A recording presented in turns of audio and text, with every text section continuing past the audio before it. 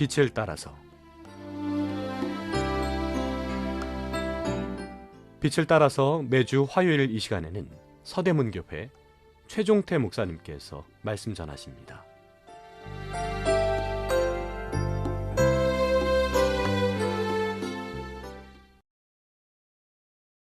애청자 여러분 안녕하십니까? 지난 시간에 이어 연대기 성경 읽기란 큰 제목을 가지고 계속 상고해 보겠습니다. 성경의 흐름을 따라 이번 시간에는 광야 시대를 마무리하면서 애굽에서 가나안까지 교훈에 대해 은혜를 나누겠습니다.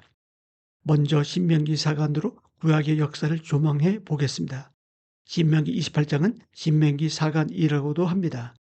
즉 말씀에 순종하면 복을 받고 불순종하면 저주와 심판을 받는다는 것이 핵심입니다. 이 신명기 사관은 여호수아 때부터 열왕기하까지의 역사에 영향을 줍니다. 물론 예수님께서 율법의 종집을 찍을 때까지 그 영향력은 이어져 갑니다. 이스라엘의 역사를 보면 그들이 말씀에 순종했을 때는 태평을 누렸지만 불순종하고 우상을 섬겼을 때는 주변 나라로부터 위협을 받고 고난을 당하는 것을 볼 수 있습니다. 이런 역사를 경험한 유대인들은 불순종으로 인해 내려지는 저주를 두려워했습니다. 그래서 신학에서도 유대인들이 출교를 당할까봐 두려워했던 것을 볼 수 있습니다. 왜냐하면 그들은 출교할 때 촛불을 켜고 출교자 이름을 명단에서 지웁니다. 그리고 이 저주의 말씀을 다 읽습니다. 그 후에 촛불을 끈다고 합니다. 요한복음 9장 22절, 12장 42절, 16장 2절에 보면 유대인들이 누구든지 예수를 그리스도로 시인하는 자는 출교하기로 결의하였으므로 사람들이 출교를 당할까봐 그들을 무서워하는 장면이 나옵니다. 신학에서는 그리스도를 믿는 것이 출교와 더불어 죽기를 각오한 일이었습니다. 정말 감사한 것은 율법의 불순종함으로 인해 이어지던 저주의 고리가 그리스도로 말미암아 끊어졌다는 것입니다. 그리스도는 우리를 위하여 십자가 위에서 저주를 대신 받으셨습니다. 그래서 율법이 요구하는 저주의 목록을 폐기하시고 우리를 그 영향력 아래에서 구원하셨습니다. 이 얼마나 감사한 일입니까? 따라서 우리는 더 이상 율법의 불순종함으로 인한 저주를 받을 필요가 없게 되었습니다. 대신 순종함으로 받는 복은 여전히 유효합니다. 그래서 신학교의 성도들은 은혜 위에 은혜를 누립니다. 더 이상 불순종의 저주로부터 두려워할 필요가 없습니다. 대신 순종함으로 오는 복을 헤아리기만 하면 됩니다. 문제는 그것이 저절로 주어지는 것이 아니라는 것입니다. 하나님을 사랑하는 사람에게만 경험될 수 있는 은혜입니다. 다음은 광야 시대의 마지막으로 애굽에서 가나안까지 여정을 몇 가지로 나누어서 각각 여정에서 얻을 수 있는 교훈을 살펴보겠습니다. 이것을 너무 의미론적으로 해석하는 것은 다소 무리가 됩니다. 하지만 이렇게 생각할 수도 있구나 하는 정도로 들어주시면 좋겠습니다. 먼저 출애굽 여정입니다. 이스라엘이 애굽에서 나온 것은 하나님의 주권적인 은혜입니다. 이스라엘이 자신들의 노력으로 출애굽한 것이 아닙니다. 하나님께서 그들의 쉬는 소리를 보고 듣고 아시고 내려오셔서 건져내셨습니다. 영적인 교훈으로는 징의 구원이라 할 수 있습니다. 다음은 홍해 여정입니다. 이스라엘이 출애굽하자마자 제일 먼저 맞닥뜨린 것은 홍해였습니다. 바울은 침례를 출애굽과 연관시키고 있는데 그 이유는 침례가 옛사람에 대해 죽고 새 사람에 대해 사는 것을 상징하고 있기 때문입니다. 침례의 영적 교훈으로는 그리스도인은 침례를 통해 그리스도와 연합되었다는 사실을 되새기게 된다는 것입니다. 즉 옛사람인 나는 그리스도와 함께 죽고 그리스도와 함께 다시 살리신 바 된 새 사람인 나는 이제 그리스도가 내 안에 살도록 자신을 내어드리며 침례를 통해 헌신을 다짐합니다. 다음은 광야 여정입니다. 광야에는 하나님의 의도가 있습니다. 애굽에서 가나안까지 40년간의 광야 생활을 통해 하나님은 4가지 방법으로 자기 백성을 거룩한 백성으로 변화시키셨습니다. 구름 기둥과 불 기둥으로 하나님의 인도와 보호를 바라보도록 하셨습니다. 만나를 통해 매일 일용할 양식을 공급해 주셨습니다. 율법은 하나님을 떠나 타락한 인간에게 선악의 기준을 제공합니다. 성막은 하나님과 인간이 예배를 통해 교제하게 하신 곳입니다. 그래서 예나 지금이나 어떤 허물이나 죄가 발견되면 은혜 보좌 앞에 담대히 나아가 하나님의 은혜를 구합니다.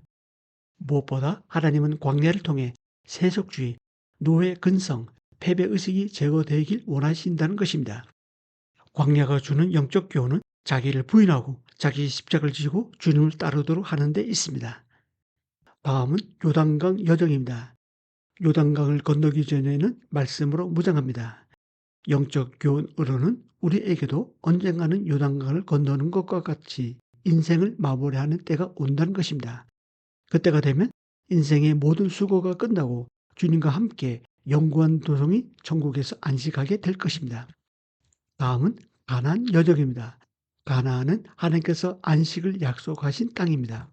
영적 교훈으로는 천국은 그리스도가 오심으로 이미 우리 안에 시작되었다는 것입니다. 그렇다면 우리의 육신의 장막이 벗어지기 전까지는 믿음으로 정복하고 점령해 나가야 할 것입니다. 그래야 천국을 확장해 나갈 수 있습니다. 향후 이스라엘은 하나님께서 주시는 가나안 땅에 들어가서 배부르고 등 따숩고 소유가 풍부하게 되니까 재물 얻을 능력을 주시는 하나님을 잊어버렸습니다. 오히려 그렇게 된 것이 마치 자신의 노력으로 된 줄 알고 하나님 앞에서 마음이 교만해졌습니다. 신명기 32장 15절을 보면 여수론이 기름짐에 발로 찼도다. 내가 설치이고 비대하고 윤택함에 자기를 지으신 하나님을 버리고 자기를 구원하신 반석을 없인 여겼도다 라고 나옵니다. 우리는 이것이 나와 관계없다고 할 수 없습니다. 우리는 오라는 것이 얻어지면 그때부터 하나님을 잘 섬기겠노라고 다짐하곤 합니다. 하지만 막상 오라는 것을 갖게 되면 하나님 없이 살아갈 때가 있습니다. 따라서 우리는 어떠한 처지에 있든지 사도 바울처럼 자족하는 마음을 가져야 합니다. 잠언 30장 7절에서 9절 말씀처럼 배가 부르거나 가난하거나 있는 줄로 족해야 하겠습니다. 실제로 북이스라엘이 멸망한 이유는 무엇입니까? 열왕기하 17장에 나와 있습니다. 그들이 하나님을 잊어버리고 가나안 족속의 풍속과 규례를 행했기 때문입니다. 또한 자기를 위해 우상을 세워 분향하고 하나님 말씀대로 행하지 않고 두 마음을 품어 하나님도 섬기고 바알도 섬겼기 때문입니다. 남유다가 멸망한 이유는 무엇입니까? 열왕기하 22장에서 23장에 나와 있습니다. 북이스라엘이 멸망하는 것을 보면서도 돌이키지 않고 우상을 섬기고 하나님 말씀을 지키지 않았기 때문입니다. 그렇다면 오늘날 인간이 멸망하는 이유는 무엇입니까? 그것은 한마디로 죄 때문입니다. 예수 그리스도를 믿지 않은 죄. 그렇게 되니까 자연이 세상 풍속을 따라 살고 양심적으로 사망에 해당한다는 것을 알면서도 자기들도 행하고 그 일을 행하는 자를 옳다고 여깁니다. 그러나 하나님의 심판이 반드시 있다는 것을 알아야 합니다. 이 방송을 듣고 계신 애청자 여러분, 누구나 한 번은 죽습니다. 이것은 내가 거부한다고 피할 수 있는 문제가 아닙니다. 그렇다면 죽은 다음에 심판이 있다는 것 역시 내가 거부할 수 없는 사실입니다. 우리는 어떠한 사람이 되어야 합니까? 주 예수 그리스도를 믿으십시오. 그 길만이 살 길입니다. 감사합니다. 빛을 따라서 지금까지 서대문교회 최종태 목사님께서 말씀 전하셨습니다. 오늘 말씀 들으시고 신앙생활에 도움받기 원하시는 분들 지역번호 02-3141-5853 3141국에 5853번 서대문교회로 전화하시기 바랍니다.